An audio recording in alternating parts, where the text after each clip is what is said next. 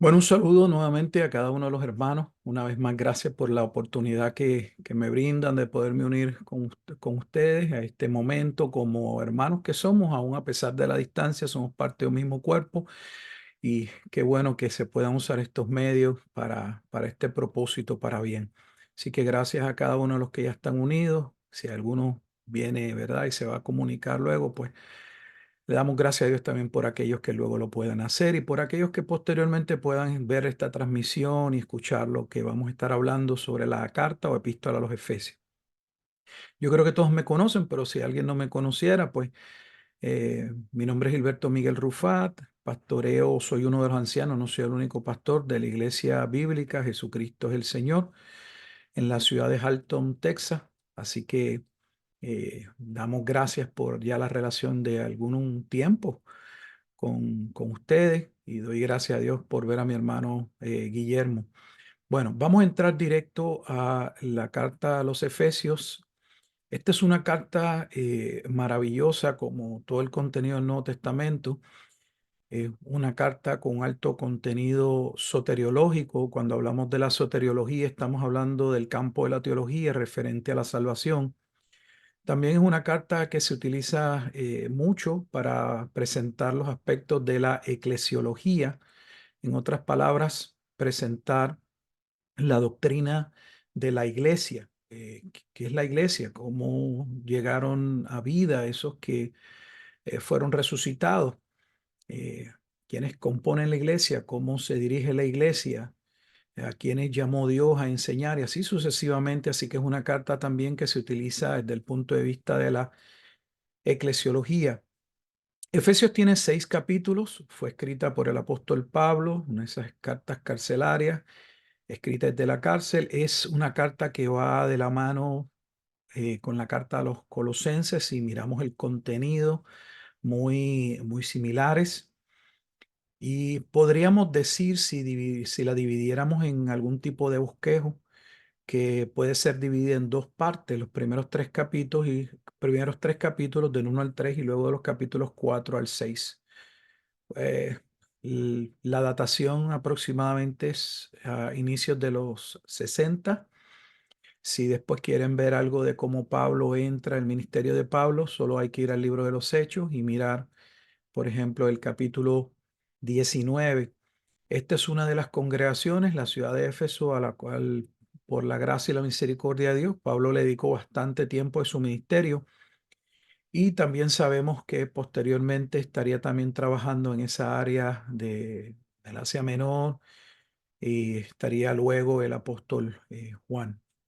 Vamos entonces a entrar en los primeros 3 capítulos, que son la parte teológica, porque los otros 3 capítulos entonces presentan la parte de la praxis, de la práctica, el vivir de la vida cristiana. Así que Pablo va a colocar el fundamento que quiere compartir en los primeros 3 capítulos, teológico, la base, y luego entonces va a decir qué esto significa, qué esto representa y cómo esta doctrina nos debe llevar a vivir. Cuando uno está estudiando cualquier libro de la Biblia, es pertinente ver si el propio autor, para no nosotros no estar llevando a estar conjeturando, teorizando suposiciones que podrían muy bien no ser correctas, ver dónde en la carta se nos dice cuál es el propósito, había una situación, se está respondiendo una pregunta, cuál es la inquietud del apóstol, recibió algún mensaje. Y esta carta en los primeros 3 capítulos contiene 2 oraciones. En esas 2 oraciones podemos ver que el apóstol Pablo, cuál es la intención, por qué está orando, qué está pidiendo.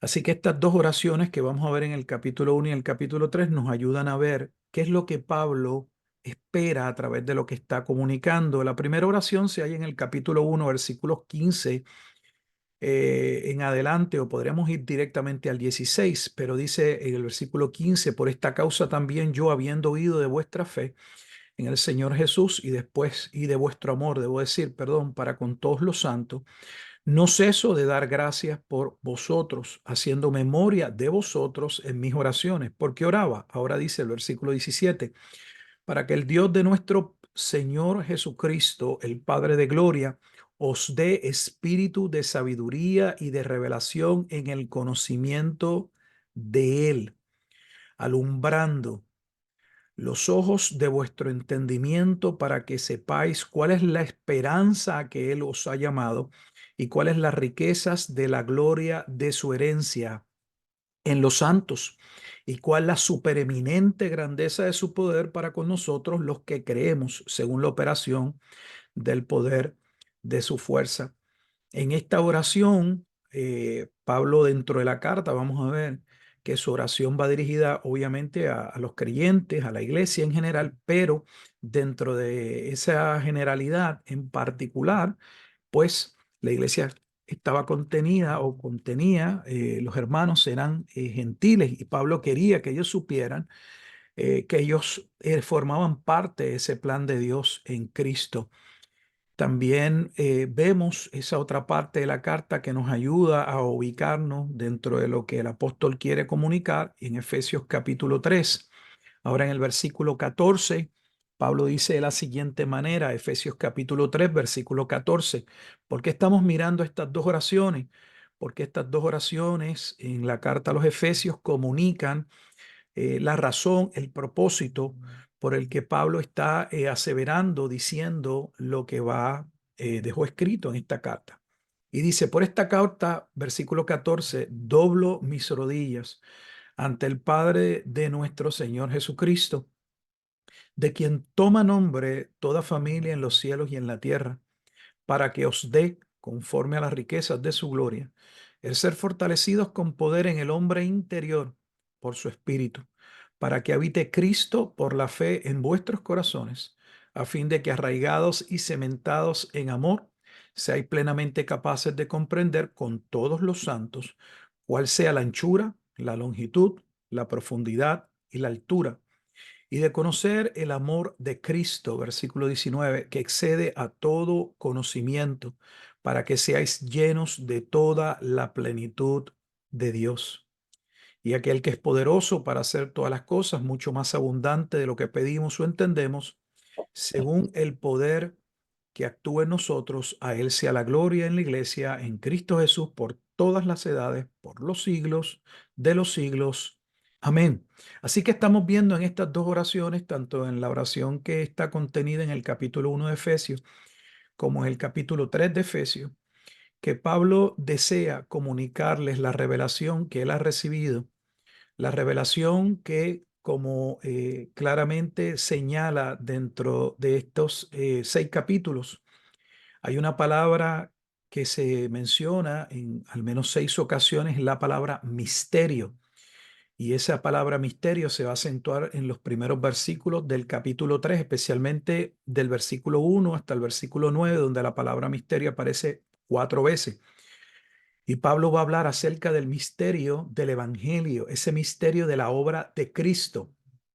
Un misterio que según el capítulo 3 Pablo recibió por revelación. Y esa revelación de ese misterio inicia en el capítulo 1. ¿Y qué tenemos en el capítulo 1 al 3? Bueno, pues vamos a entrar entonces en el aspecto ya teológico de la carta a los Efesios. Inicia en el capítulo 1 con una salutación donde podemos ver claramente pues, que la autoría de la carta es del apóstol Pablo y pasa básicamente a una expresión doxológica con un gran contenido soteriológico sobre la doctrina de la salvación. Y Pablo inicia en el versículo 3 dando gracias a Dios, bendiciendo a Dios. Bendito sea el Dios y Padre de nuestro Señor Jesucristo, que nos bendijo con toda bendición espiritual en los lugares celestiales en Cristo, según nos escogió en Él antes de la fundación del mundo para que fuésemos santos y sin mancha delante de Él, en amor, habiéndonos predestinado para ser adoptados hijos suyos por medio de Jesucristo, según el puro afecto de su voluntad, para alabanza de la gloria de su gracia, con la cual nos hizo aceptos en el amado, y por ahí sigue. Así que Pablo, esta carta es maravillosa, es un tanto para mí parecida no en contenido, sino cómo inicia al Evangelio de Juan. ¿Y por qué digo el Evangelio de Juan? porque ambas cartas van a llevar o van a hablar o van a presentar el Evangelio y lo van a llevar a la eternidad. Pablo está hablando del misterio del Evangelio y va a decir que el Evangelio, esas buenas nuevas, ese plan de salvación, eso que Dios determinó, decretó, ese pacto de redención, ese pacto de gracia, fue algo que Dios determinó, fue algo que Dios decidió antes de la fundación del mundo. O sea que eh, Pablo está yendo nuevamente a el plano de la eternidad cuando pues Dios todavía no había creado, no habíamos sido creados, no habíamos todavía, si usáramos, por ejemplo, tal vez la porción de Romanos 9 en términos de los hijos de Isaac, eh, de Saúl y Jacob, no habíamos todavía en términos de la carne pecado, aunque por causa del primer pecado, como se establece en Romanos capítulo 5, 12 en adelante, todos los seres humanos vendríamos a ser constituidos en hijos de ira o rebeldes por naturaleza por causa de cómo ese pecado nos afectaría.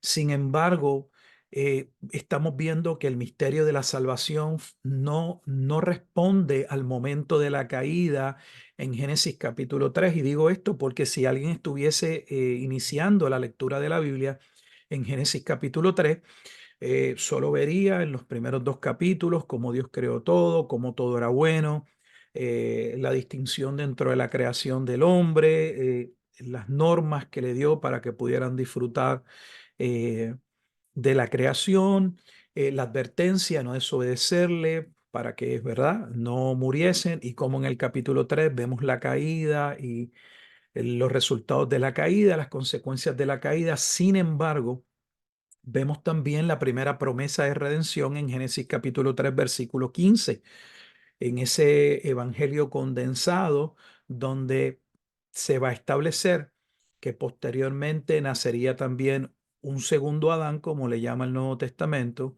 Jesucristo, y por medio de ese hijo que vendría también de la simiente de una mujer, ya previamente hablando del aspecto de la encarnación, entonces habría salvación para los hijos de la simiente de aquel que vendría de la mujer, que es Cristo, según Gálatas. Entonces, Pablo lleva este evangelio a la eternidad y bendice a Dios porque Dios trazó un plan de salvación donde Él escogió y predestinó y lo que hizo, lo hizo en amor y para alabanza de su gloria según el puro afecto de su voluntad. En ese plan, en ese capítulo 1, podemos ver la obra de la Trinidad obrando.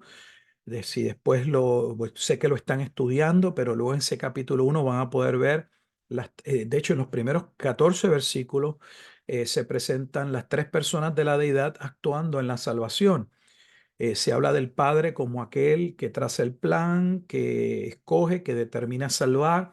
Se presenta al Hijo, seríamos aceptos en el Hijo, en el amado, como se establece en el versículo 6, a través de su obra de redención. Versículo 7, así que el Padre eh, lleva a cabo el plan, el Hijo es el medio o el redentor, aquel cordero inmolado, como también lo presenta en la eternidad Pedro en la primera carta de Pedro. Pedro habla de Jesucristo como el cordero inmolado ya predestinado desde antes de la fundación del mundo. Así que esa doctrina de la predestinación no solo la vemos aquí en Romanos, en Efesios, o sea, en el contenido de la doctrina paulina, sino que también podemos verlo en el apóstol Pedro. Ahora, ¿quién comunicaría esa salvación a los hombres?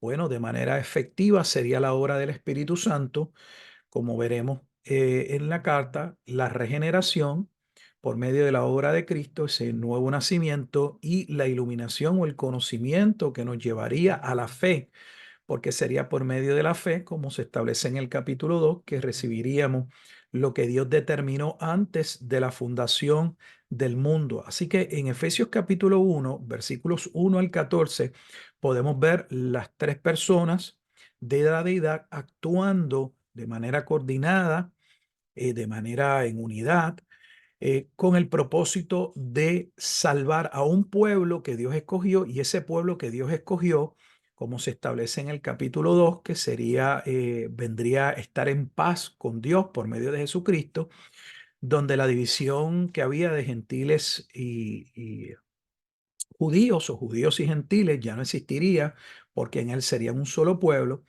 En el capítulo 5 se habla de que ese pueblo como de una esposa, y la razón por la que se habla de la relación de la esposa y se establece la obra de Dios como si fuera un pacto marital es que eh, la doctrina o de la enseñanza acerca del pacto mosaico y del nuevo pacto, la forma o la analogía o la metáfora que se presenta para que el pueblo pudiese entender en qué forma, en qué manera estaban ellos en una relación de pacto, para que ellos pudieran palparlo, tuvieran algo y pudieran entender. Dios lo explica como si fuese un pacto marital, siendo Jehová el esposo y siendo entonces Israel en aquel momento dado la esposa.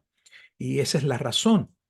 Entonces, en este capítulo 1, eso es lo que tenemos principalmente, esa obra de salvación y la primera oración del apóstol Pablo, orando para que, bueno, los santos pudiesen entrar en el conocimiento de esta obra, que no fue una obra que responde a la caída del hombre en Génesis capítulo 3, sino que es una obra que fue predestinada desde antes de la fundación del mundo, y donde Dios determinó en ese capítulo 1 reunir todas las cosas que serían afectadas por causa del pecado por medio de la obra de Jesucristo. Cuando entramos al capítulo 2, ¿qué tenemos en el capítulo 2? Bueno, en el capítulo 2 tenemos ahora la continuación del capítulo 1, pero entrando específicamente a cómo serían salvos y la forma y manera, la condición en la que estarían los hombres al momento de la salvación. Así que, aunque el capítulo 1 establece que el plan de salvación fue determinado antes de la fundación del mundo, y que en ese plan Dios determinó o escogió a un pueblo, y que ese pueblo sería redimido por medio de la sangre de Cristo y serían traídos eficazmente por medio de la obra del Espíritu Santo, ahora en el capítulo 2 nos dice que eso no significa que nacen de manera salva. Los seres que serían salvos, ese pueblo que sería redimido dentro de la creación, donde eh, vendrían a enfrentar la corrupción del pecado, como todos los seres humanos luego de la caída. Serían hijos de ira y vivirían por un tiempo antes de ser llamados como los demás. Y donde este capítulo 2 es un capítulo muy importante del aspecto soteriológico, porque nos permiten contestar o hablar de ciertas cosas, conceptos que nosotros como cristianos hablamos, pero en ocasiones no sabemos cómo definirlos. Por ejemplo, nosotros decimos que una persona que está sin Cristo, o el estado de una persona no salva, es que está muerto, pero a veces no sabemos cómo definir a qué nos referimos o a qué se refiere la Biblia cuando dice que estamos muertos, porque ciertamente desde el punto de vista físico, bueno, pues tenemos vida, aunque sabemos que esta vida humana es una vida donde vamos a morir, según Hebreos capítulo 9 versículo 27, aunque para el creyente ausente del cuerpo, presente en el Señor. Sin embargo, vemos que fuimos resucitados, y este capítulo que va a hablar de la resurrección, esta palabra resurrección o esta eh, analogía que se hace viene del Antiguo Testamento y viene de lo que es el Nuevo Pacto, porque entonces esta salvación que Dios va a obrar es la salvación que posteriormente los profetas van a estar hablando que sería llevada a cabo cuando vendría el Mesías. Es la salvación, por ejemplo, si fuéramos a Ezequiel capítulo 36, capítulo 37, el 36 se habla del nuevo pacto, y luego veríamos que el concepto de la salvación en el capítulo 37, en el famoso valle de los huesos secos, donde en ese valle de los huesos secos, claramente allí se establece que esa era la condición en la que se encontraba la casa de Israel. Usted lo puede ver en el capítulo 37, Ezequiel capítulo 37, me parece que es en el versículo 10 o 11. Allí la escritura va a decir que ese valle de huesos secos es la casa de Israel. Pero aunque estaban muertos en delitos y pecados, la escritura va a afirmar que Dios va a obrar, y donde no había muerte, perdón, donde había muerte, Dios va a traer vida. ¿Y cómo lo haría? Por medio de su espíritu. ¿Y qué estamos viendo? Bueno, la obra del espíritu en la regeneración o en el nuevo nacimiento en Efesios capítulo 2. La condición es que vivíamos como los demás, y el estado de muerte que se describe en Efesios capítulo 2 es un estado de rebeldía. Es un corazón, como se establece en el Antiguo Testamento, un corazón incircunciso. Y ese corazón, según Ezequiel capítulo 37, sería transformado de forma tal que eh, viniese a tener nuevos afectos con relación a Dios, y esos hombres ahora desearan y quisieran vivir para la gloria de Dios. Así que los que son salvos en el capítulo 2 no son salvos, y esto es importante dentro del punto de vista de la predestinación, no porque Dios vio algo bueno en ellos, porque están los que creen en la doctrina de la predestinación, pero luego creen que los que son predestinados lo fueron porque Dios, en su presencia, mirando de manera anticipada sus vidas, vio que ellos tendrían el corazón o tendrían la disposición o la libre determinación, según algunos, el libre albedrío para aceptar a Cristo. Eso no es lo que Dios ve. Teológicamente hablando, eso es un soberano disparate. ¿Por qué es un soberano disparate? Porque lo único que Dios vio y lo previó desde antes de la creación es que por causa del primer pecado, todos los hombres serían contaminados. Como se establece en Romanos 5:12, allí se dice de manera clara que por causa del pecado vino la muerte, y la muerte pasó a todos los hombres por cuanto todos pecaron. De hecho, Pablo ni tan siquiera tiene que entrar a hacer una defensa de la realidad del pecado en toda la humanidad, porque dice que empíricamente eso es evidente. Si alguien podría mostrar que hay un ser humano que no peca, entonces podríamos decir que el pecado no nos afectó a todos, pero la realidad es que el pecado nos afectó a todos. Así que estamos muertos. La condición de muerte en el capítulo 2 es una condición de rebeldía, donde pensando que éramos libres, realmente éramos esclavos.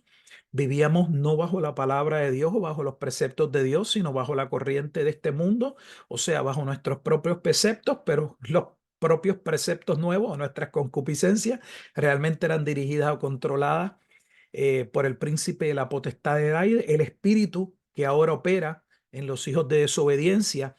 Pero esos hijos de desobediencia, en el capítulo 2 nosotros éramos parte de ellos. Dice que éramos por naturaleza hijos de ira. O sea, que antes de venir a estar en paz para con Dios, como se establece en Romanos capítulo 5, justificados pues por la fe, tenemos paz para con Dios. Nuestro estado, nuestra condición era de ira.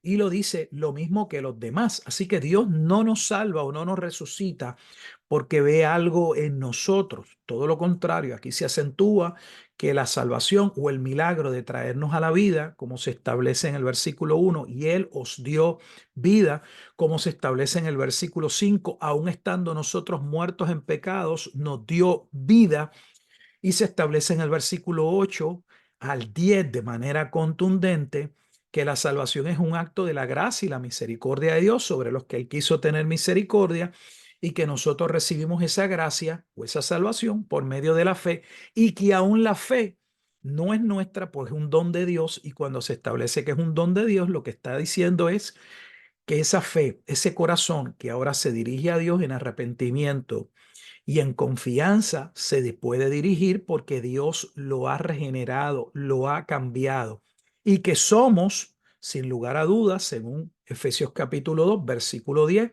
somos el resultado de la obra que Dios preparó de antemano en Cristo. Así que aquí nadie se puede, ningún cristiano tiene absolutamente nada que cuente a su favor y que tenga, no sé, algo en qué gloriarse. La única gloria le pertenece a Dios, como se establece en el capítulo 1, que Dios lo que hizo y determinó en el aspecto de la salvación de los que eligió, lo hizo para alabanza de su gloria.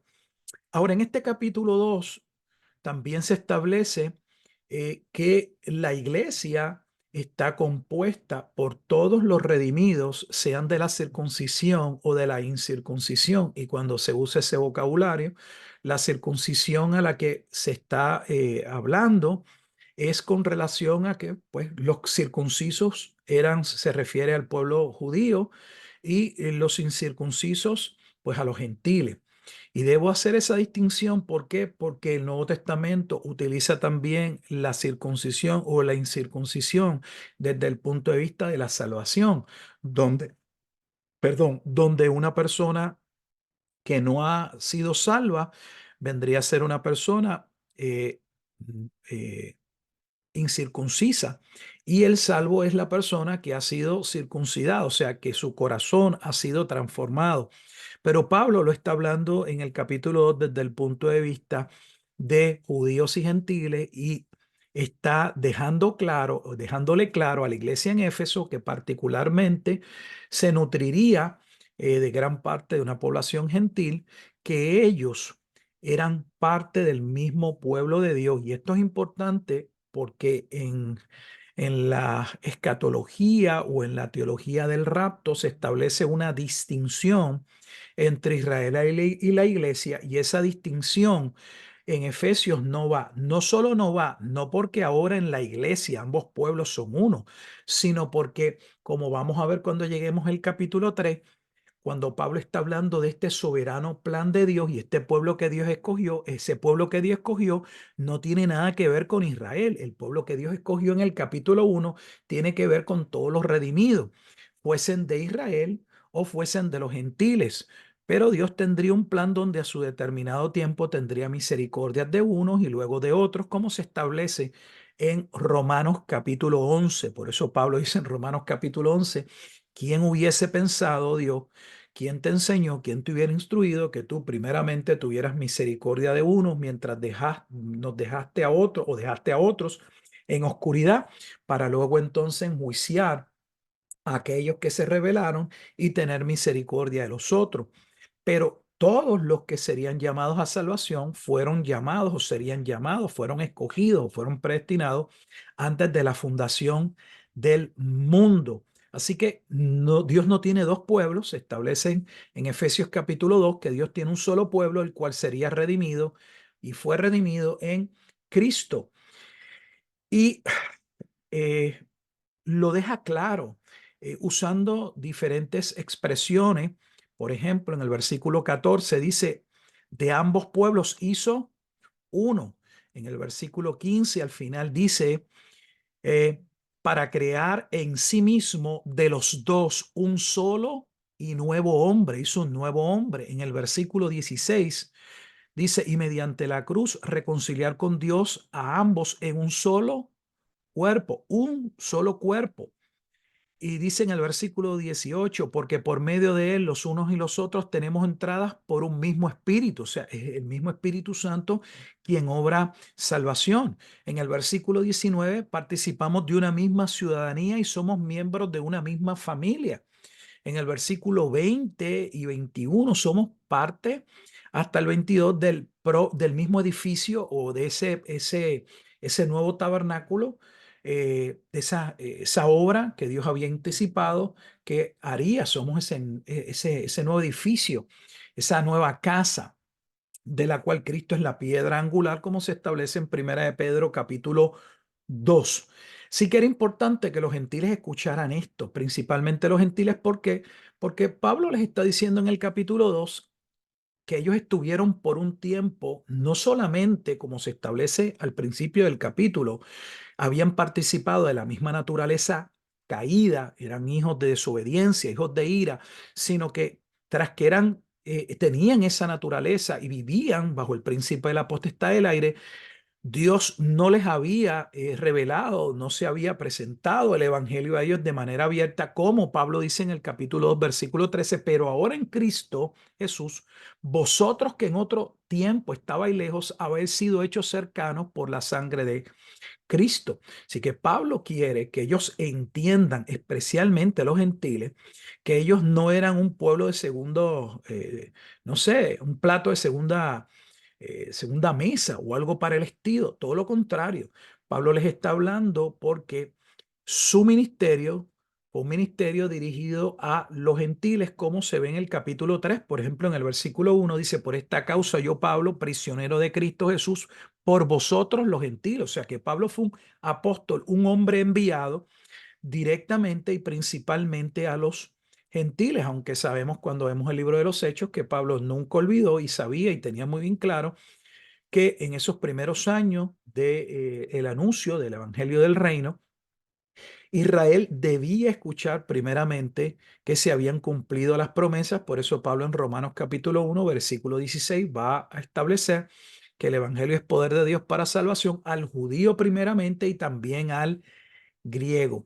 Habiendo establecido que Dios no tiene dos pueblos, que nunca lo tuvo, porque no es que ahora él está uniendo dos pueblos o tenía uno y le añadió ese pueblo una parte o tuvo una añadidura y son los gentiles. No, ese pueblo que viene a ser uno en Cristo, pero es ese pueblo, la totalidad de ese pueblo fue el pueblo que Dios escogió antes de la fundación del mundo, y la Biblia no enseña que Dios escogió dos pueblos y que de luego los haría uno. No, la Biblia determina, enseña que Dios escogió un pueblo a ser redimido en Cristo, que dentro del proceso de cómo se lleva a cabo, la obra de la salvación, Dios llama a un hombre llamado Abraham y establece un pueblo porque por medio tenía que mantener una simiente de la cual en cuanto a la carne vendría el Mesías y habría un pueblo que iría dando testimonio y recibiría el evangelio. Bajo ninguna circunstancia significa que la salvación tiene que ver con una genealogía o tiene que ver con poseer la sangre o ser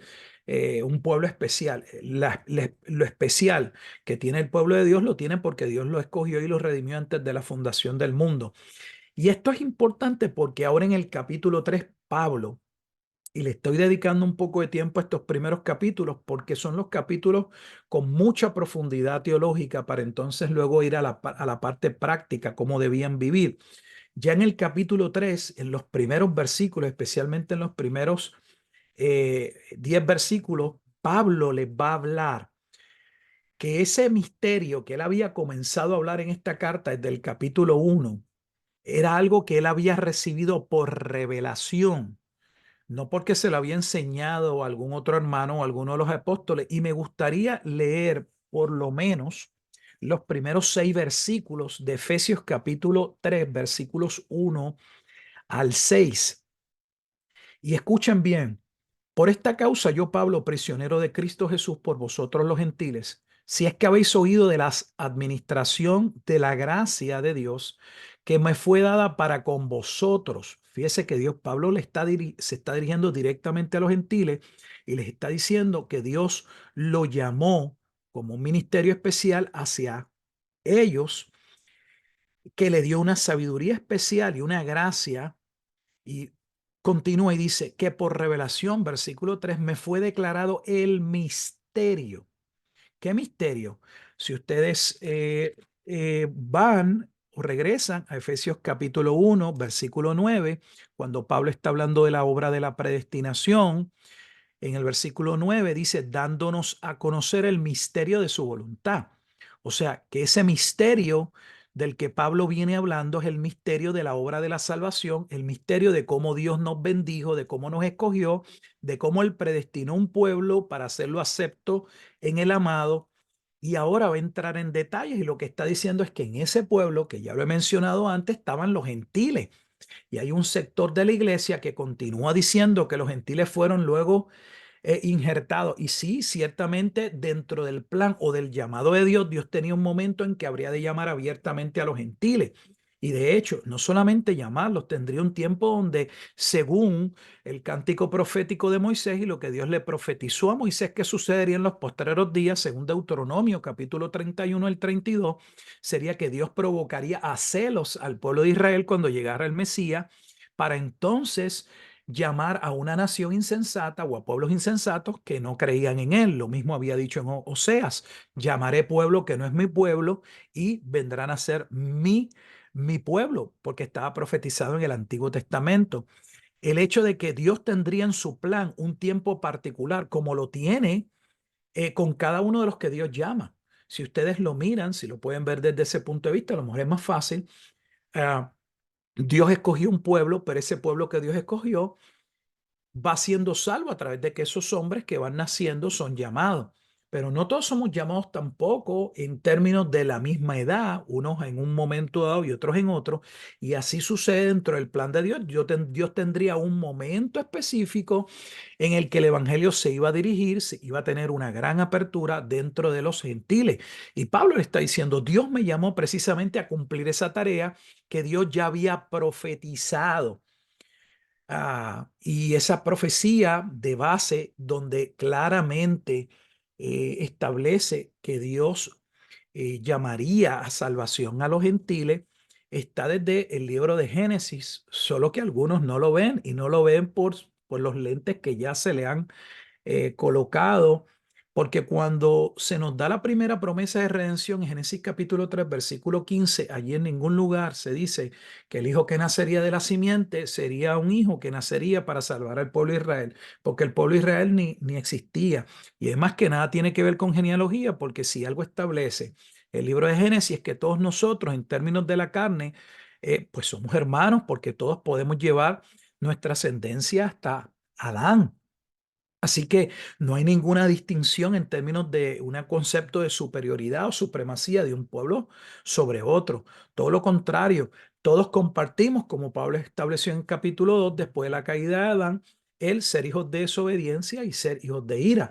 Lo que no todos compartirían, y es lo que Pablo está diciendo que Dios determinó hacer para el avance de su gloria y según el puro afecto de su voluntad, sería el que él determinó salvar a una parte de ese pueblo que ya hemos visto en el capítulo 2, que esos hombres que serían salvos no serían salvos porque Dios viese algo en ellos, sino porque él quiso y deseó redimirlos. Ahora, continuó la lectura, dice en el versículo 4, dice: leyendo lo cual podéis entender cuál sea mi conocimiento en el misterio. Entonces, ¿de dónde ellos podían entender el misterio? Pues bueno, leyendo que la propia carta de los Efesios, o sea que la carta a los Efesios comunica el misterio de Cristo, el misterio de la salvación, el misterio de cómo Dios iba a redimir en Cristo a muchos, y ese misterio entre eh, esos gentiles y judíos que vemos a través de la historia. El misterio, mire cómo lo va a decir ahora en forma clara, versículo 5: misterio que en otras generaciones no se dio a conocer a los hijos de los hombres, pero no dice que no lo dio a conocer. O sea, no está diciendo que Dios no dejó base para entender que los gentiles formarían parte del mismo pueblo. Lo que está diciendo es que no con la claridad con que ahora en el Evangelio Dios nos iba a dar entendimiento y se iba a estar hablando. Mire, nuevamente dice: misterio que en otras generaciones no se dio a conocer a los hijos de los hombres, como ahora es revelado a sus santos apóstoles y profetas por el Espíritu. Y cuando uno lee Efesios capítulo 3, versículo 5, claramente viene a nuestra mente el libro de los Hechos. ¿Y qué en el libro de los Hechos? Bueno, tanto el capítulo 9 y el capítulo 10, y no hay que ir allá, pero ¿qué tenemos en el capítulo 9 y el capítulo 10? Bueno, en el capítulo 10 tenemos cuando Dios va a llamar al apóstol Pablo, a este apóstol que él mismo dice que parte de su ministerio sería dirigido hacia los gentiles, y luego en Hechos capítulo 10, cómo Dios va a obrar en la vida del apóstol Pedro para que Pedro entendiese que los gentiles también serían llamados a salvación por el mismo Espíritu Santo. Ahora, son partícipes de la misma forma y de la misma manera. Sí, este es el misterio. Mire cómo Pablo lo va a decir. Misterio, nuevamente, que en otras generaciones no se dio a conocer a los hijos de los hombres, como ahora es revelado a sus santos apóstoles y profetas por el Espíritu. Que los gentiles, que los gentiles, versículo 6, son coherederos y miembros del mismo cuerpo y copartícipes de la promesa en Cristo Jesús por medio del Evangelio. O sea que todos los que son salvos en Cristo, sean judíos o gentiles, participan de la misma promesa. Y Pablo vuelve a reiterar, vuelve a recalcar en el versículo 7, del cual yo fui hecho ministro por el don de la gracia de Dios que me ha sido dada según la operación de su poder. O sea, el ministerio de Pablo respondía a esa apertura, ese llamado dentro del plan de salvación, donde cuando el Mesías viniese, los gentiles serían llamados a través del Evangelio a la salvación. Y vuelve Pablo y termina en el capítulo 3, como ya había previamente mencionado, con una oración, donde en esta oración está pidiendo una vez más, no solo con el capítulo 1, que sus ojos fueran abiertos, sino que el conocimiento de lo que Pablo ha expuesto, de aquellas verdades teológicas que Pablo ha comunicado en términos del plan de salvación de Dios en Cristo y de la constancia y permanencia del Espíritu Santo y lo que representa como las arras de nuestra herencia, entonces eso fuera de fortaleza para los creyentes en su hombre interior, como se establece en capítulo 3, versículo 16, para que en el versículo 17, arraigados y cimentados en el amor, en ese amor que es presentado claramente por medio de la obra de Cristo, como Pablo también establece en Romanos, que el amor de Dios se puede ver evidentemente en Cristo. Dice, no hay un amor más grande que aquel que da su vida por los que no lo merecen o por los pecadores, y ese es el amor de Cristo. Y ellos deben conocer ese amor, y es un amor no con el que han sido ahora amados, sino es un amor con el que desde antes de la creación fueron amados. Es maravilloso. Es un amor que Dios decidió tener desde antes de la fundación del mundo. Es ese amor el que provee esa esperanza y esa seguridad, como Pablo también, que debo mencionar Romanos, el capítulo 8, donde se establece que por causa de ese amor con el que somos amados, ¿quién nos separará del amor de Dios que es en Cristo Jesús? Y que todo esto debía redundar para la gloria de Dios, quien nos hizo aceptos en el amado. Esos son los primeros tres capítulos. Los primeros tres capítulos detallan en profundidad el misterio del evangelio, el misterio de la salvación, el misterio de cómo los que serían salvos y quiénes serían salvos. Serían salvos aquellos que Dios escogió y predestinó en Cristo. ¿Y cómo? Si el pecado afectaría a todos y entraría al mundo, ¿cómo llegarían al entendimiento o procederían al arrepentimiento y a la fe para ser salvos? O por medio también de la obra del amado Espíritu Santo, donde Dios redimiría un pueblo, un solo pueblo en Cristo y todos participantes de la misma promesa. Una vez se establece ese fundamento de manera general, ahora los capítulos 4 al 6 colocan la praxis, la práctica, nuestro deber, nuestro andar. Inicia el capítulo 4 con la iglesia. ¿Por qué inicia con la iglesia? Bueno, porque aquellos que son redimidos y son llamados a ser parte del cuerpo de Cristo, no solo son unidos en la salvación en Cristo, por esa expresión la vamos a ver una y otra vez a través de esta carta, en ese capítulo 1, donde todo el tiempo se está hablando en Cristo, en Él, sino que fuimos también unidos a un cuerpo, y ese cuerpo son aquellos otros redimidos. Entonces, Pablo está atendiendo la iglesia en el sentido general, pero también local. Nuestros hermanos que se congregan con nosotros son parte de aquellos que también Dios determinó salvar y llamar en su determinado momento. Y no hay una relación en términos de la salvación más profunda que aquella relación que se da con, por virtud de estar unidos en Cristo, y es la iglesia.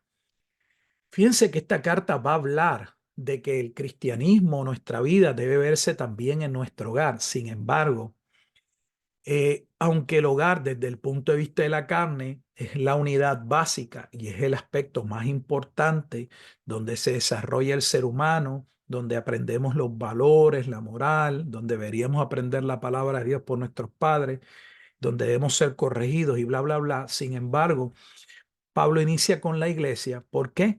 Porque nuestra familia carnal es importante, pero nuestra familia carnal no va por encima de la familia de la fe. Y a mí me da mucha lástima que muchas personas no entiendan que realmente con quienes nosotros vamos a compartir la eternidad es con aquellos que están en Cristo. Podemos tener un papá, una mamá, un tío, un no sé, como usted le quiera llamar, que no se ha llamado a salvación y aunque usted dentro de la experiencia, ¿verdad? Del aspecto de familia, de la carne, usted tenga una deferencia particular hacia esa persona por razón de ese vínculo de sangre, del estado de esa familia, bajo ninguna circunstancia, eso significa que esa unidad es mucho más profunda que la de la iglesia. Por eso inicia Pablo con la importancia de la eclesiología y de ese cuerpo local y de esa nueva familia a la que ahora venimos a ser unidos desde el punto de vista del momento de la salvación, pero desde el plano del misterio fue una familia que Dios determinó salvar y unir en Cristo en la eternidad. Entonces, los que estamos en Cristo no estamos tratando de unirnos, fuimos unidos a Cristo. Por eso el llamado no es tanto a la unidad, sino a no desunirnos, porque nadie puede unirse a ese cuerpo. A ese cuerpo pasamos en virtud de la obra del Espíritu Santo, como se establece en 1 Corintios capítulo 12. Solo podemos venir a ser parte de ese cuerpo por medio del bautismo y allí el bautismo, la palabra bautizo no tiene que ver, no nada que ver con el bautismo en agua, sino con el ser introducido, sumergido en mediante la obra del Espíritu Santo, o sea, la salvación, la regeneración, el nuevo nacimiento, para venir a ser parte de ese pueblo. Entonces, esa es la razón, donde es una sola iglesia, donde se comparte un mismo fundamento y donde todos participamos exactamente de lo mismo y donde estamos en un proceso de muerte a vida, donde ya tenemos vida, pero somos llamados a crecer. Pasamos por esa regeneración explicada en el capítulo 2. Somos un nuevo hombre, pero ese nuevo hombre está llamado a crecer.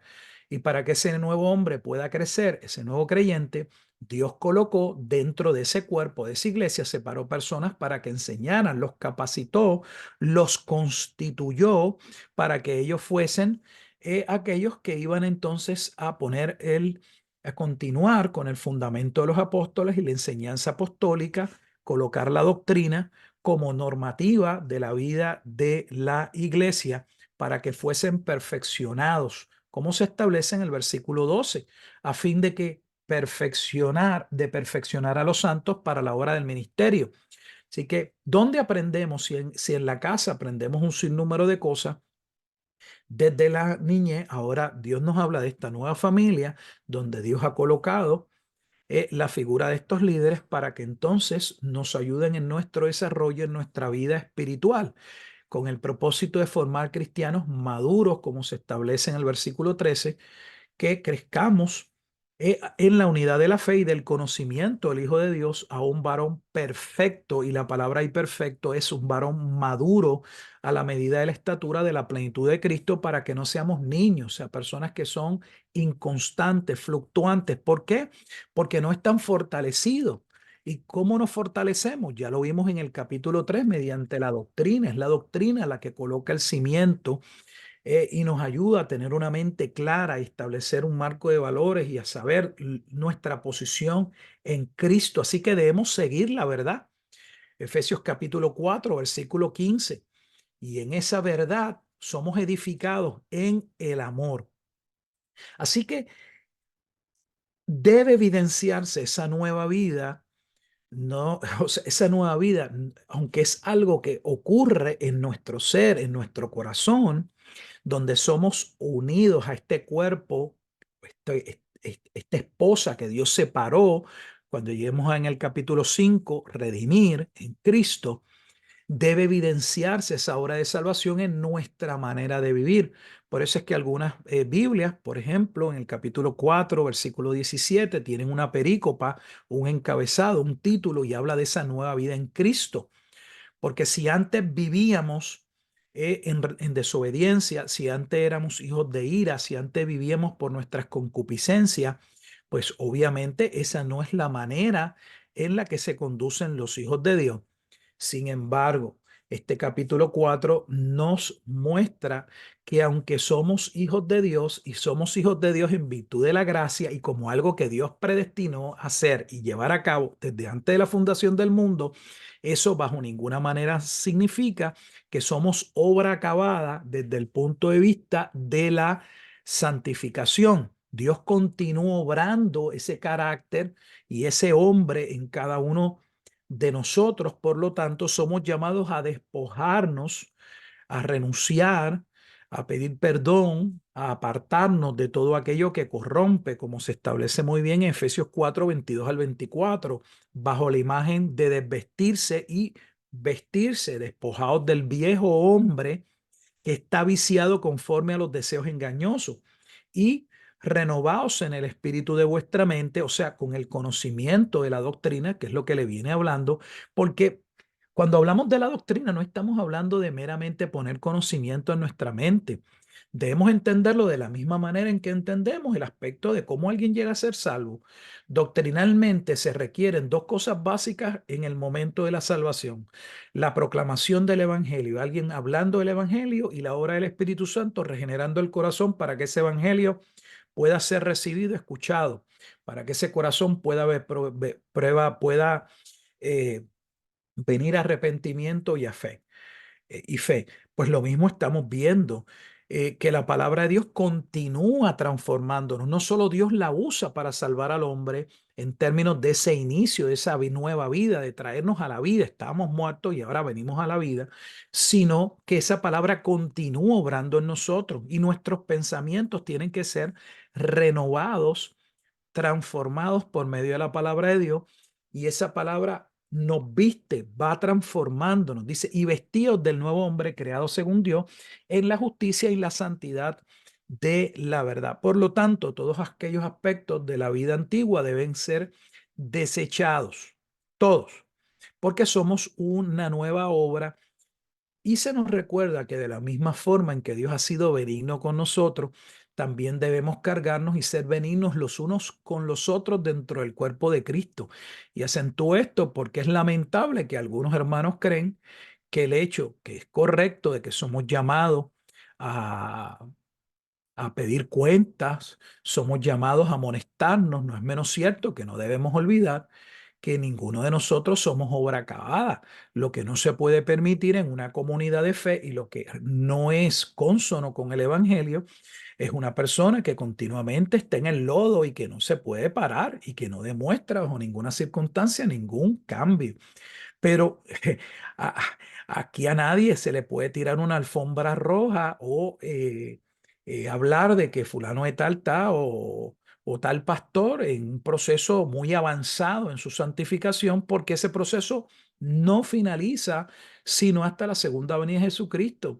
Y mientras tanto, lamentablemente, aunque somos llamados a conocer el amor de Dios y a responder ese amor, porque le amamos, porque Él nos amó primero, la realidad es que de este lado ninguno de nosotros amamos a Dios como deberíamos amarlo. Y Dios no pide parte de nuestro corazón. La realidad es que Dios pide todo nuestro corazón. Dice que debemos amarlo con todo nuestro corazón, con toda nuestra alma, con toda nuestra mente y con todas nuestras fuerzas. Entonces, con toda la plenitud de nuestro ser. ¿Y quién de nosotros ama a Dios de esa manera, en todas esas formas, todo el tiempo? Así que debemos aprender a amarnos, a cuidarnos, a perdonarnos, a ser benignos. Así se establece. ¿Por qué? Porque Dios lo ha hecho con nosotros. Versículo 32. No significa que lo que haya que corregir no se corrija. Eso no es lo que estamos hablando. Lo que hay que corregirlo, porque la misma Biblia también dice que un poco de levadura leuda la masa.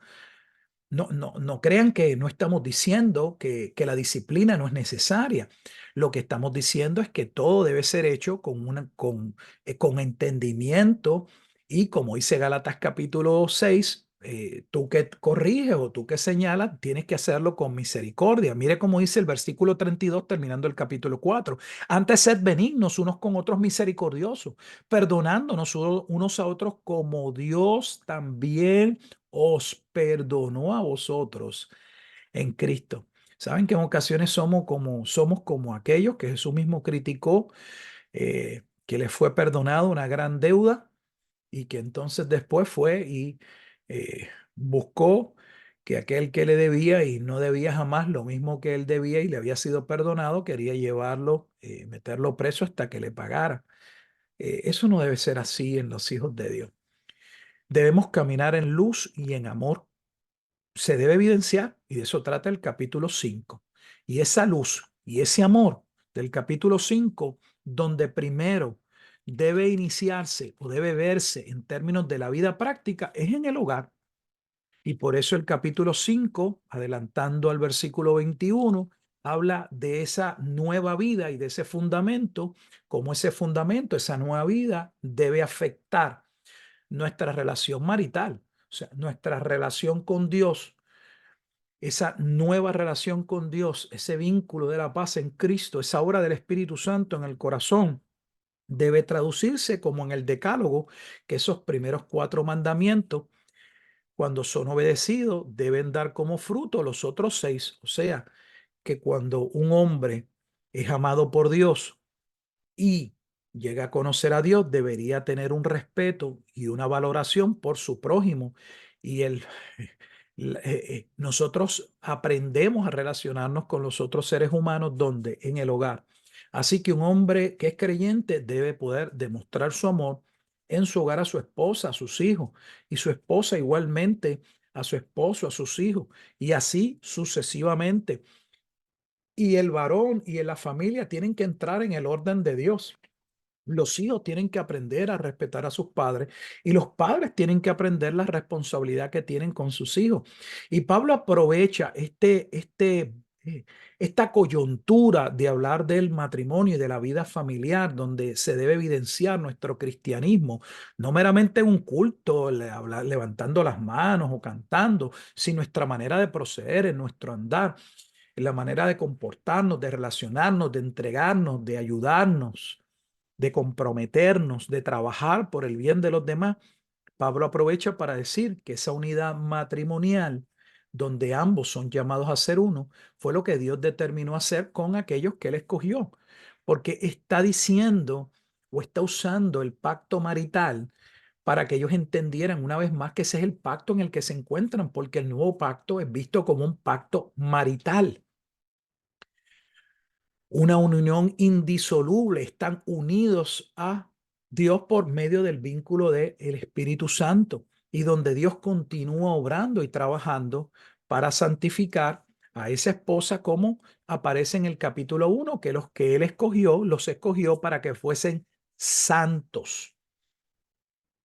Y termina diciendo en ese capítulo 5 que grande es este misterio. ¿Cuál es el misterio?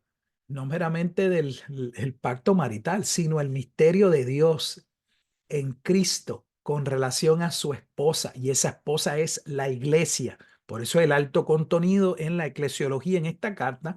Y finalmente, en el capítulo 6, lo que estamos viendo ya para finalizar es que todo el contenido de la doctrina y esta nueva vida, nuestra nueva vida en Cristo que debemos evidenciar, bajo ninguna circunstancia significa que no vamos a tener que enfrentar situaciones y dificultades, no solamente en las relaciones y en el trato dentro de esa nueva familia de la iglesia, las situaciones que puedan surgir dentro de nuestras relaciones cotidianas, desde el punto de vista de la casa, como nuestros otros seres queridos, en el trabajo, y que por lo tanto debemos prepararnos, debemos ceñirnos, debemos ponernos toda la armadura de Dios para poder estar firmes y poder cumplir con aquello que se demanda, que aquello que Dios demanda de nosotros, aquello que era exigido por la ley. Sin embargo, nosotros no teníamos la disposición ni el corazón para hacerlo, pero que ahora por medio del Espíritu Santo y la obra de Dios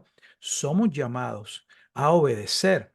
no obedecer los preceptos que tienen que ver con el orden de los sacrificios y aquello que se hacía en el tabernáculo, porque aquella obra finaliza con la obra de Cristo, pero todo lo que tiene que ver con relación a la obediencia a Dios, el amor a Dios, el amor al prójimo continúa. Perdonen que aquí tengo a una de las perritas y parece que quiere hablar. Así que en ese capítulo 6 se nos llama a fortalecernos porque el día malo va a llegar. Y si estamos esperando para fortalecernos en el día malo, ese no es el mejor día para fortalecernos. Necesitamos fortalecernos en el Señor para poder vivir a la altura del llamado, de esa gracia, de ese amor con el que fuimos asidos por Dios en la persona de Jesucristo. Y ya luego de Pablo haber dicho eso, entonces termina su carta pidiendo y solicitando que por amor a Dios continuaran orando en todo tiempo, no solamente por ellos, sino también por los santos y por él, a fin, versículo 19, de que al abrir mi boca, Pablo dice, pueda continuar predicando y dando a conocer este misterio que estoy compartiendo con ustedes, hermanos en Éfeso, por medio de esta carta. Y termina con las salutaciones finales. Así que un cuadro breve, yo sé que no es tan breve, pero un cuadro de los 6 capítulos de la carta a los Efesios, donde la dividimos en 2 partes, los primeros 3 capítulos, todo el contenido teológico de lo que es la salvación y de lo que es ese pueblo que Dios determinó salvar, su iglesia, y cómo esa salvación y esa obra que Dios ha hecho en Cristo debe entonces ahora evidenciarse y ser dada a conocer en la iglesia, en la familia, en cada aspecto de nuestra vida, apartándonos de todo aquello que corrompe y preparándonos como buenos soldados para militar la buena batalla de la fe. Hasta aquí mi parte, hermanos. Muchas gracias, hermano, por la exposición. No sé si alguno de los hermanos quiere hacer alguna consulta al hermano acerca de la exposición dada sobre la carta a los Efesios. ¿Alguna pregunta en particular o algo que quieran? Estoy en la mejor disposición, hermanos. Yo tengo algunas preguntas aquí, hermano mío. A ver Muy bien, si nos ayuda también en eso. aquí estamos. En Efesios 1:9 Sí, habla de la dispensación del cumplimiento de los tiempos. sí, Dispensación del cumplimiento de los tiempos, dice. sí. ¿Ya? Y me gustaría saber a qué se refiere cuando habla del cumplimiento, dispensación del cumplimiento de los tiempos. ¿A qué se refiere? Bueno, Pablo lo que está hablando en el capítulo 1 es con relación a que todo el plan de Dios giraría en la persona de Jesucristo. Y claramente dentro de ese plan que Dios determinó llevar a cabo, como hemos ya previamente mencionado, antes de la fundación del mundo y el caos que vendría al mundo por causa del pecado, Dios determinó que todas las cosas, todos los aspectos que serían trastocados. Aquí se está hablando desde el punto de vista de la soteriología de la salvación del hombre, pero la escritura muestra claramente que el pecado afectaría a toda la creación. Así que toda la creación sería en un sentido redimida en Cristo. Y no estoy hablando de que habría una salvación general, para todos los hombres, sino el que Dios determinó someter todas las cosas como finaliza en el capítulo. eh, ah, Me gusta mucho, está muy claro cuando, por ejemplo, en el versículo 20 dice, está hablando de la salvación en Cristo, dice, y, ok, eh, dice, y lo sentó o nos sentó con él en los lugares celestiales, sobre todo principado y autoridad y poder y señorío, sobre todo nombre que se nombra, no solo en este siglo, sino también en el venidero, y sometió todas las cosas bajo sus pies. Básicamente ese es el Salmo 110, aunque en algunas Biblias colocan el Salmo 8. sometió todas las cosas bajo sus pies y lo dio por cabeza sobre todas las cosas a la iglesia, la cual es su cuerpo y la plenitud de aquel que todo lo llena en todo. Así que lo que Pablo está diciendo es que Dios tenía un plan. La dispensación o el término dispensación no es un término que en la Biblia no lo mencione. Cuando nosotros, por ejemplo, en escatología hablamos en contra del dispensacionalismo, hablamos de las dispensaciones que ellos presentan como diferentes programas soteriológicos o diferentes momentos o tiempos de salvación a través de la historia, como si Dios estuviese cambiando su plan y presentando un nuevo plan. Pero claramente Dios tiene un plan y ese plan se va a cumplir en la persona de Cristo y se va a ir cumpliendo por faceta, como por ejemplo estamos viendo en el capítulo 2 cuando Pablo se dirige directamente a los gentiles y les dice que Dios tenía un tiempo donde él iba a abrir el evangelio hacia ustedes. Y vemos, es claro porque él les dice, por ejemplo, en el versículo 12, en aquel tiempo estabais sin Cristo. Y no le estaba hablando en aquel tiempo, solo en aquel tiempo de, bueno, de su vida sin Cristo. No, de que los gentiles no participaban, pues, del pacto, como se establece en el 12. En aquel tiempo estabais sin Cristo, alejados de la ciudadanía de Israel, ajenos a los pactos. O sea, ustedes no conocían, no entendían, Dios no se reveló a ustedes. Sin embargo, en el versículo 13 dice, pero ahora en Cristo. ¿Por qué ahora en Cristo? Bueno, porque dentro de ese plan de Dios tendría una dispensación y esa dispensación tiene que ver con un tiempo determinado en el que Cristo vendría al mundo, pero también un tiempo determinado en que todas las cosas irían cayendo en su orden. Por eso es que Primera de Corintios 15 habla de que aquel que está reinando, aquel que es el rey, iría poniendo todas las cosas y el último enemigo que sería vencido sería la muerte. De hecho, cuando Pablo, a lo mejor algunos no lo van a ver y yo no quiero entrar en todos los detalles porque no es mi interés, ¿verdad? A menos que quieran luego entrar. Pero cuando Pablo está diciendo, para que vean lo de la dispensación, en otros términos dentro de esta carta, cuando Pablo está diciendo que él es un apóstol a los gentiles, hay personas que no entienden la profundidad de lo que eso significa.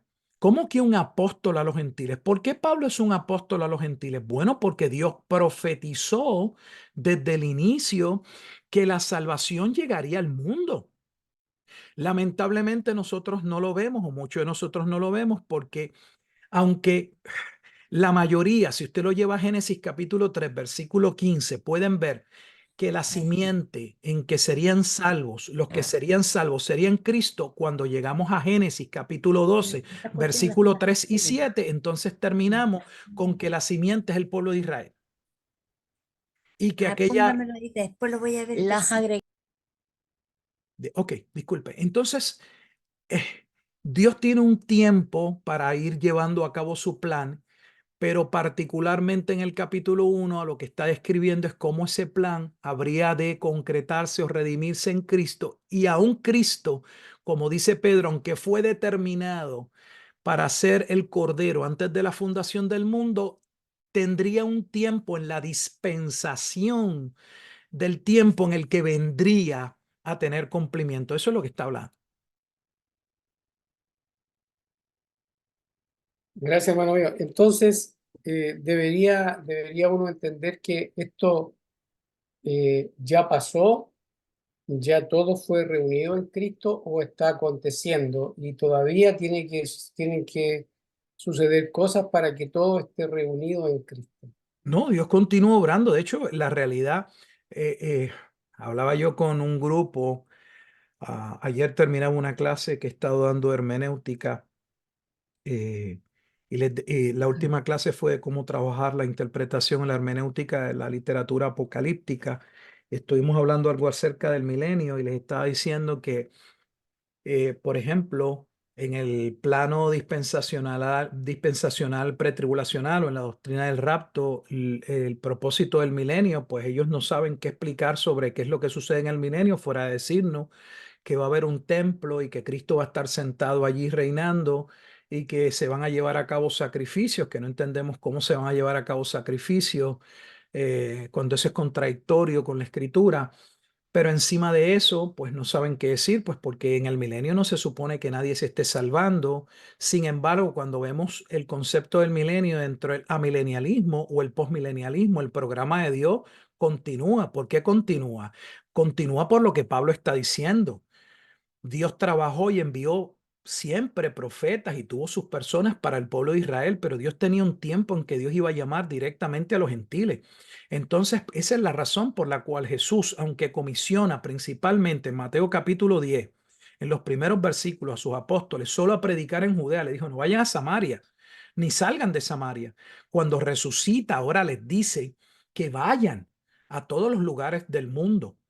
Entonces, el programa de Dios continúa. La iglesia tiene que seguir predicando. Dios continúa preparando hombres para la obra del crecimiento en la iglesia, como se establece en el capítulo 4, para la edificación de los creyentes. Por eso Pablo dice, esto no ha terminado, continúen orando por mí, porque el evangelio tiene que ser predicado. Entonces, dentro del periodo milenial, Dios está llamando a todos aquellos que han de ser salvos antes de la segunda venida, porque luego de la segunda venida, pues ya se acabó. Ya después de la segunda venida no hay ningún otro tiempo para salvación. Entonces la iglesia desde este lado continúa trabajando y Dios sigue desarrollando su plan de salvación. Pero ese plan de salvación o ese reino no se consuma sino hasta la segunda venida de Jesucristo, que trae entonces aquellos eventos asociados con pues su venida. Pero dentro del momento en el que estamos, nosotros, nuestra responsabilidad como iglesia sigue siendo la que está aquí en Efesios. Somos llamados a estar unidos al cuerpo de Cristo, donde la iglesia tiene un rol particular en edificar, en el perfeccionar a los santos para que esos hombres y esas mujeres de Dios salgan a ser luz, salgan a vivir, a dar testimonio en sus hogares, en su familia. El evangelio continúa. O sea, la obra del evangelio no ha parado hasta que Cristo venga. Mientras el día dure, nosotros tenemos que continuar trabajando. Y aunque Dios predestinó, según el capítulo 1, un pueblo a ser salvo, nuevamente eso no significa que también dentro de esa predestinación y de ese plan, esos que Él va a llamar, los va a llamar dentro del tiempo de la humanidad. Entonces, hasta que ese último de esos redimidos, que va a ser redimido porque fue escogido y fue predestinado, no se ha llamado, pues el fin del mundo en términos de pasar al plano eterno, no de que el mundo no deje de ser, deje de existir, sino de entrar a ese plano eterno, no podemos llegar porque no puede venir el plano eterno sin que todos los que fueron redimidos en la eternidad sean llamados. ¿Y por quiénes son llamados? Por medio del evangelio. Entonces nuestro trabajo continúa.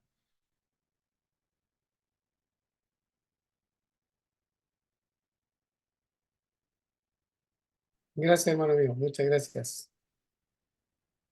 No sé si alguien quiere preguntar de allá, si no, pregunto otra.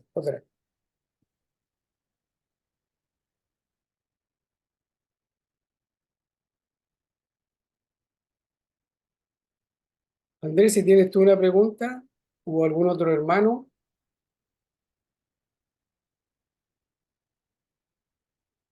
No, yo por ahora no.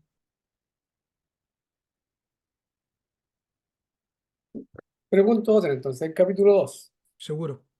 ¿ya? Del capítulo 2, Sí. cuando se habla del espíritu que ahora opera en los hijos de desobediencia, ¿cómo armonizar el espíritu que ahora dice opera en los hijos de desobediencia?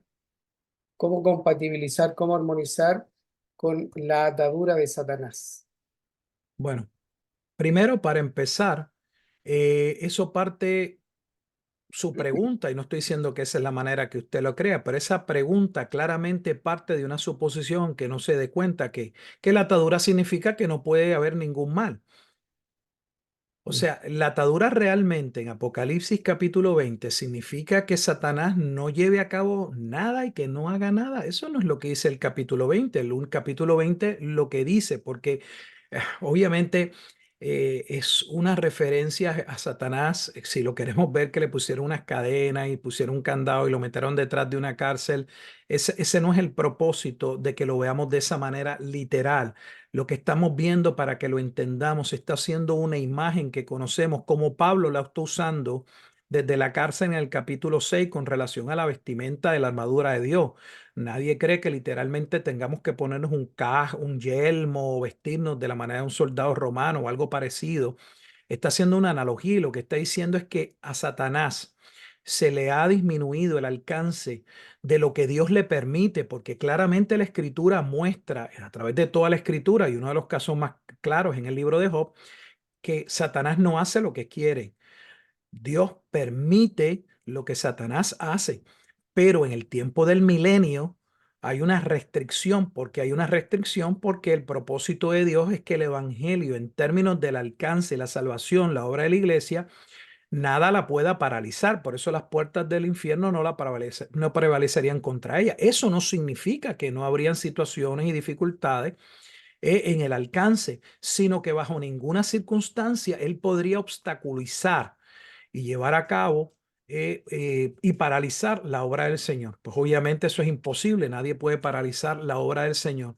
Sin embargo, al final lo único que se viene a decir es que posteriormente, ya cuando se va a consumar el milenio, o viene, si lo quieren ver, la segunda venida de Jesucristo, entonces se le permite una vez más desarrollar a cabo un plan donde pues indispone las naciones una vez más contra la iglesia. Así que esa pregunta supone o que no puede que esto entra necesariamente o choca, por ejemplo, con Apocalipsis capítulo 20, porque si Dios ya estamos viviendo el milenio y Satanás ya fue encadenado, eso significa que no puede haber mal. Hay otro problema con esa suposición, ¿y cuál es? Es la suposición de que el mal está íntimamente ligado solo a Satanás. Realmente, hermano, el mal no parte de Satanás, el mal ya está en todos nosotros. Eso es lo que está diciendo Efesios capítulo 2. O sea, en los estrados del pecado, las consecuencias del pecado pasaron a todos los hombres. El hecho de que allí se mencione que Satanás es como un príncipe y dirige a los hijos de desobediencia, no significa que Satanás es el que está detrás de todo lo que hacemos. No podemos llegar al punto, como aquí pasó en la nación americana, donde en ciertos tribunales, que ya no era aceptado, los americanos que eran culpables decían, no, the devil made me do it, el diablo me hizo hacerlo. No, porque el diablo es un solo ser y no se le puede meter a todo el mundo adentro. O sea, no podemos colocar al diablo como si fuera Dios y donde él controla a todo el mundo, puesta en la mente de todo el mundo, porque esas son cosas que solamente Dios puede hacer. Lo que está poniendo es que de manera general, claro, los hijos de desobediencia tienen un padre y tienen alguien a quien siguen un principio, y es Satanás. No significa que todos ellos, todo lo que hacen, es porque Satanás es el que está detrás y el que los impulsa y es el que los lleva a hacerlo. Eso no es lo que significa. Mi punto es, hasta que la segunda venida de Jesucristo no se dé, el mal continúa en el mundo, porque el mal es inherente, lamentablemente, a la condición humana después de la caída. Los ángeles caídos y Satanás pueden fomentar, pero el mal está en nosotros. De hecho, la Escritura misma lo dice en el libro de Santiago, que cuando nosotros pequemos no le podemos echar ni la culpa a Dios ni al diablo realmente. Somos seducidos por nuestras propias concupiscencias. Entonces yo no le veo, ¿verdad? En mi caso, yo no le veo ninguna razón a que eso pueda entrar. Sé que podría alguien verlo, no estoy diciendo que alguien no lo pueda leer y que sea descabellado, no estoy diciendo eso. Realmente alguien podría leerlo y preguntarse si tiene el conocimiento, ¿verdad?, de lo que significa el milenio en términos de una visión amilenial o posmilenial, y la pregunta es válida. Pero de nuevo, lo que estoy diciendo es que la pregunta es válida. Sin embargo, el verlo como que podría entrar en una contradicción o en un choque solo es partiendo de que tengamos que ver literalmente la atadura de Satanás como el que ya no hay ninguna forma o manera en que los hombres pequen, y no, el pecado continúa hasta la segunda venida de Jesucristo. Es en el capítulo 21 que cuando desciende la ciudad, la santa ciudad, dice que ya no hay pecado y no hay mal. Y hay un dato bien interesante, sin salirme del tema, pues tiene que ver con lo mismo, y es que si miran en Apocalipsis capítulo 21, donde habla del cielo nuevo y la tierra nueva, está citando directamente Isaías 65. Pero cuando leen Isaías 65, cuando Isaías habló, todavía habla del pecado y habla de la muerte. ¿Por qué? Porque cuando Isaías lo está viendo en la transición de salir del antiguo pacto y el inicio del nuevo pacto. Y dentro del milenio, que estamos ya dentro del nuevo pacto, todavía hay pecado y hay muerte. Pero cuando se da la segunda venida de Jesucristo y se consuman todas las cosas y todos los enemigos son puestos bajo estrado de sus pies, que el final enemigo sería la muerte, Primera de Corintios capítulo 15, por eso ya después de la resurrección general, el juicio ante el gran trono blanco, ya no hay más muerte y ya no hay más pecado. No hay más pecado, porque entonces se consuman todas las cosas. No sé si contesto a la pregunta, la compliqué, si no, me perdonen. Ay, Dios. Ahí vamos, hacemos lo mejor que podemos. Yes. No sé si algún hermano quiere consultar algo. Si no, sigo. Yo tengo una consulta sobre el capítulo 2, Muy bien, hermano Gilberto. lo escucho. Cuando dice en el 4 y 5, pero Ujú. Dios que es rico en misericordia por su gran amor con que nos amó, aun estando nosotros muertos en pecados, nos dio vida juntamente con Cristo, por gracia sois salvos. Y después en el 6 dice, y juntamente con Él nos resucitó, y asimismo nos hizo sentar, dice, en los lugares celestiales con Cristo Jesús. Sí. Eso de sentarse en los lugares celestiales con Cristo Jesús implica que, o qué implicaría mejor, lo voy a dejar abierto, ¿qué implicaría el sentarse en los lugares celestiales con Cristo? Mira, lo que Pablo está diciendo es, está ahí retomando el capítulo 1, que había dicho en el capítulo 1 que seríamos salvos por medio de la obra de Cristo. Y lo que él está viendo es que la muerte y la resurrección de Cristo, aunque nosotros no lo veamos de esa manera, cuando Cristo muere, nosotros morimos en él y cuando él resucita, resucitamos en él. Es Gálatas 2:20. Y lo que está diciendo, no solamente morimos en Cristo y resucitamos en Cristo, sino que según Él ascendió al cielo y está en el cielo, para efectos del plan de Dios y la obra consumada de Dios en Cristo, nosotros ya somos ciudadanos del reino de los cielos y estamos sentados con Él. O sea, para nosotros es una realidad el plano eterno. Por eso es que somos ciudadanos, estamos en este no es nuestro, no somos ciudadanos de este mundo ya. Eso es lo que está diciendo. Estamos unidos a Él en su muerte, como estamos unidos en su resurrección, y de la misma manera en que Él ascendió, también estamos unidos a Él Disculpe, en el entonces cielo. eso implicaría entonces que el que está sentado en los lugares celestiales con Cristo Jesús, entonces como Cristo está a la diestra, entonces nosotros también estaríamos eh, Sí, de manera espiritual, personalmente, claro. en términos de la obra, en términos de lo que, o sea, todo lo que sucede en nuestra vida sucede en virtud de lo que Cristo hizo. Eso es lo que está diciendo. Todo aplica a nosotros. Y de la misma manera en que ya Él está reinando y está en los cielos, nosotros estamos en un sentido con Él. Estamos aquí en cuerpo, pero le pertenecemos y somos parte de ese reino. Es como yo, por ejemplo, yo estoy aquí en Estados Unidos, pero pues yo nací, podría decir, mira, yo pertenezco a Puerto Rico. ¿Ves? Entonces estoy en un lugar donde, bueno, en mi caso no sería el mejor ejemplo, porque pues como los puertorriqueños somos ciudadanos americanos, pero es como si alguien viniera aquí y luego va a regresar a su otro lugar. Somos ciudadanos del reino de los cielos y Dios nos ve sentados en Cristo. Lo que está diciendo es que espiritualmente ya estamos reinando con Él. Eso es lo que está diciendo. Aunque todavía estamos aquí en la tierra, para efectos de lo que Dios hizo en Cristo, nosotros ya estamos vinculados a Él por la eternidad. Gracias, hermano. Muchas gracias. En Efesios 2:7 dice, para mostrar en los siglos venideros las abundantes riquezas de su gracia en su bondad para con nosotros en Cristo. Estos siglos venideros,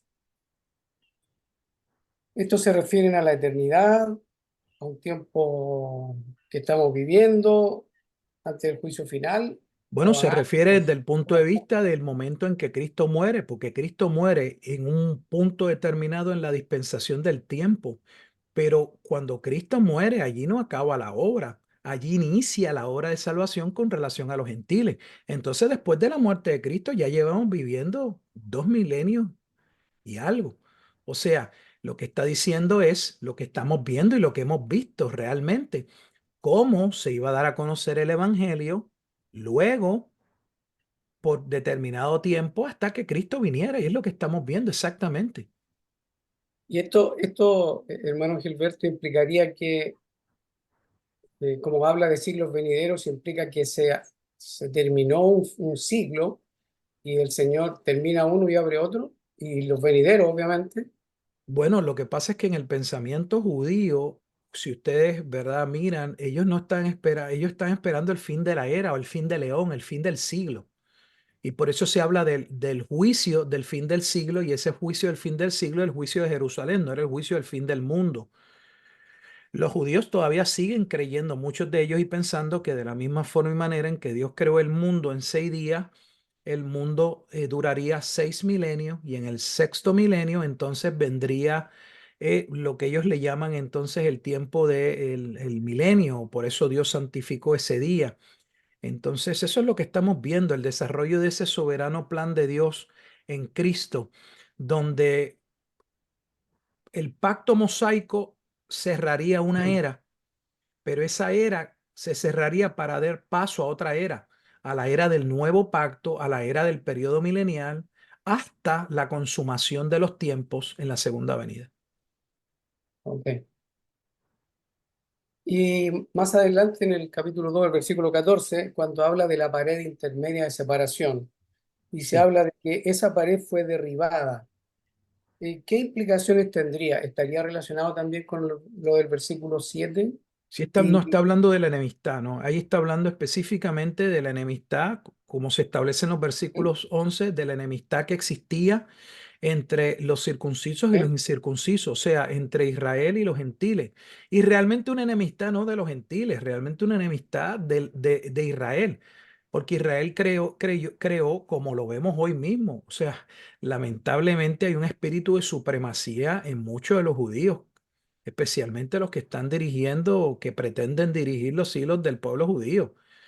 Es una lamentable realidad, y a mí me da vergüenza que haya cristianos que fomenten tal cosa, donde hay algunos que creen que, no sé, que nacieron en cuna de oro o tienen algo. O sea, aquí, si algo se desprende de Efesios, es que todos los que son redimidos fueron redimidos en virtud del puro afecto de su voluntad para alabanza de la gloria de Dios, y donde todos eran pecadores y no había nada que contase a su favor. Pero los judíos llegaron a tener un espíritu de que aquí nosotros somos los niños bonitos y todos los demás son feos. Eso es exactamente lo que Pablo corrige en Romanos capítulo 11, cuando le dice entonces a los gentiles en aquella otra carta, le dice: ustedes no caigan en el mismo espíritu, de que entonces ustedes crean ahora que Dios pues desechó, y que ahora Israel entonces es el pueblo malvado. No, porque si ellos también de ellos se arrepienten, Dios todavía salva. ¿Ve? Ese conflicto que el pecado crea entre los seres humanos, especialmente entre la división entre judíos y gentiles, eso se acabó. Esa barrera de separación cayó, porque todos los que pasan a estar vinculados a Cristo están unidos a Él. No hay dos pueblos, hay un solo pueblo. Ya no hay separación que existía en virtud de ser creyente o no ser creyente, pero también en virtud de la división que había que vemos en la Escritura, entre gentiles y judíos. Esa es la barrera que se quitó. Ya no hay dos pueblos, hay un solo pueblo. Y no es que quitó la barrera porque Él puso la barrera, porque el pueblo que Él predestinó fue uno, no dos. Dios escogió solo un solo pueblo, y ese pueblo significa o están representados por todos los que serían redimidos en Cristo. Pero cuando entra el plano de cómo se desarrolla el programa soteriológico, entonces vemos que aunque Dios anuncia que por medio de la simiente vendría un Salvador a los hombres, no dice al pueblo judío. Por eso le expliqué que cuando empiece entonces a formularse la doctrina que se le da o el mandato o la promesa que se le comunica a Abraham, lamentablemente, y no lo puedo decir por Abraham, porque Jesús dice que Abraham vio su día y se gozó en los evangelios, pero el pueblo desarrolló una doctrina de que la simiente tenía que ver, o ese pueblo que Dios escogió, tenía que ver con el pueblo de Israel, cuando el libro de Gálatas claramente dice, o la carta, debo decir, que ese pueblo que Dios escogió sería un pueblo que estaría unido a Cristo, porque la simiente no era Israel, la simiente era Cristo.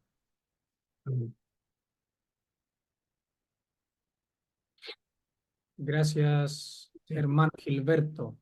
Gracias, gracias, amado hermano. Se pasó. ¿Puedo? Sí, adelante, Tengo hermano. en el capítulo 1, versículo 13 y 14, Ujú. dice, fuisteis sellados en el Espíritu Santo de la promesa, que es el arras de nuestra herencia hasta la redención de la posesión adquirida para la alabanza de su gloria. Yo la pregunta es con respecto a qué se refiere ese hasta. Mire, hay dos aspectos con relación a el aspecto del Espíritu Santo en la salvación.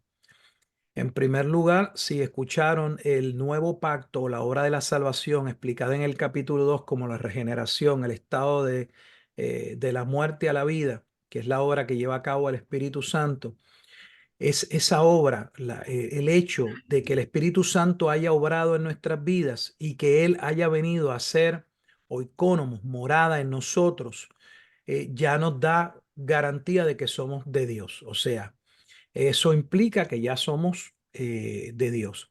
Pero en segundo lugar está también planteado del aspecto del pacto, donde el pacto es un pacto marital. Dios viene a establecer una relación con un pueblo y la manera en la que el pueblo debe entender cómo estoy unido, en qué relación, qué tipo de relación es la que yo tengo con Dios en una relación marital. Por eso es que él habla del misterio en el capítulo 5 y aprovecha el contexto de la subordinación o el estado en el que deben trabajar tanto el esposo con la esposa y los hijos, el estado del hogar, para decir que de esa manera Dios determinó salvar a ese pueblo. Vuelve de nuevo al amor con el que inicia, en el que fuimos escogidos en el capítulo 1, con el que ora en el capítulo 3, para que entendamos ese amor que excede todo conocimiento y lo trae desde el pacto marital. Cuando un hombre y una mujer se comprometían, eh, por lo general lo que se daba era la dote, esa garantía, y esa garantía o esas arras de que estamos unidos a Él en virtud de ese pacto es el Espíritu Santo.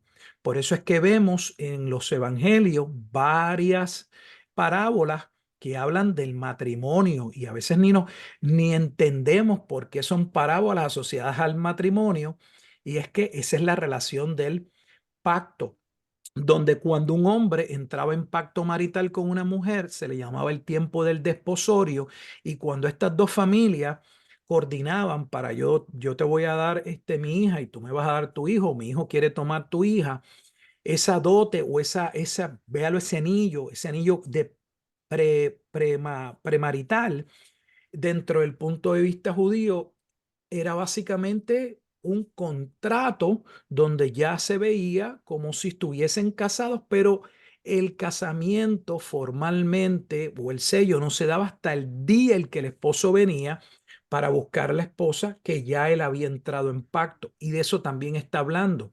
O sea, aunque nosotros todavía estamos aquí, véalo como una mujer que todavía está en su casa, bla, bla, bla, pero lo que se le está acordando, recuerda que tienes un anillo, eh, que Dios estableció un pacto y que el que te tomó no se ha olvidado, Él viene por ti, puedes estar segura. Eso es lo que está hablando.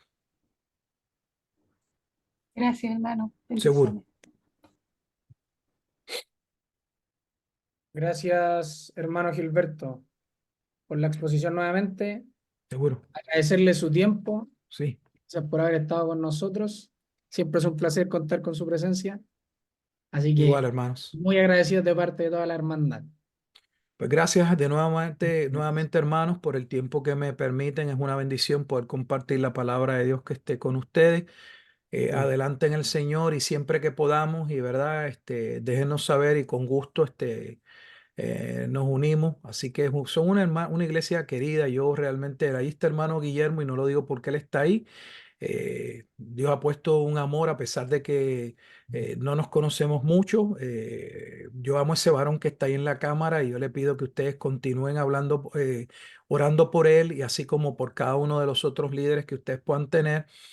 Y vean esta carta. Esta carta es maravillosa y ojalá que esta carta, todo lo que el amor y toda la misericordia y todo lo que Dios ha hecho por nosotros en Cristo nos impulse a vivir para su gloria y a levantarnos y a hacer luz en medio de un mundo en tinieblas y a fortalecernos para poder resistir los ataques y los embates del día a día y permanecer firmes, no para nuestra gloria, sino para gloria y testimonio de aquel que nos salvó. Que a Él sea toda la gloria. Bendiciones, hermanos, me despido y adelante en el Señor siempre, ¿ok?